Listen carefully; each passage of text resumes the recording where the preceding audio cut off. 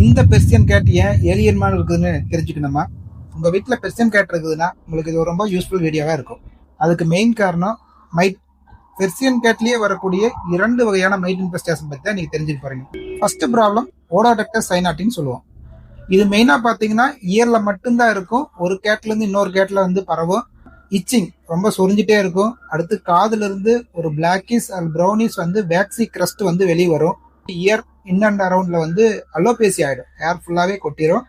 தொடர்ந்து சொரியறனால நம்ம கண்டுக்காத விட்டுட்டோம் அப்படின்னா ட்ராமா டெவலப் ஆகி அதுல பாக்டீரியல் growth ஆகி ஃபியூச்சர்ல வந்து ஈவன் ஃபங்கல் growth கூட ஆகிறதுக்கு வாய்ப்பு இருக்கு. செகண்ட் ஒன் பாத்தீங்கன்னா ஃபெலைன் ஸ்கேபிஸ்ன்னு சொல்லுவோம். இதுக்கு என்ன சிம்டம்ஸ் பாத்தீங்கன்னா இதுலயும் வந்து அலோபேசியா இருக்கும். அதாவது முடிப்புலா கொட்டிரும்.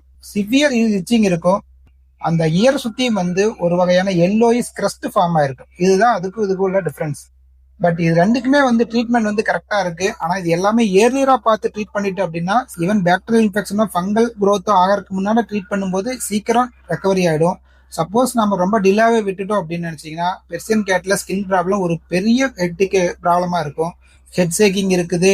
இன் அண்ட் அரௌண்ட் இயர்ல வந்து கண்டினியூஸ் இச்சிங் பண்ணிட்டு இருக்கான் அப்படின்ட்டா இமீடியட்டா பக்கத்துல இருக்கிற வெட்டிட கூட்டிட்டு போங்க. உங்களுடைய ஃப்ரெண்ட்ஸ் பெர்சியன் கேட் வச்சிருக்காங்க அப்படின்னா அவங்களுக்கு இந்த வீடியோ ஷேர் பண்ணுங்க. அவேர்னஸா இருக்கிறதுக்கு அவங்களுக்கு இது யூஸ்ஃபுல்லா இருக்கும். தேங்க்யூ.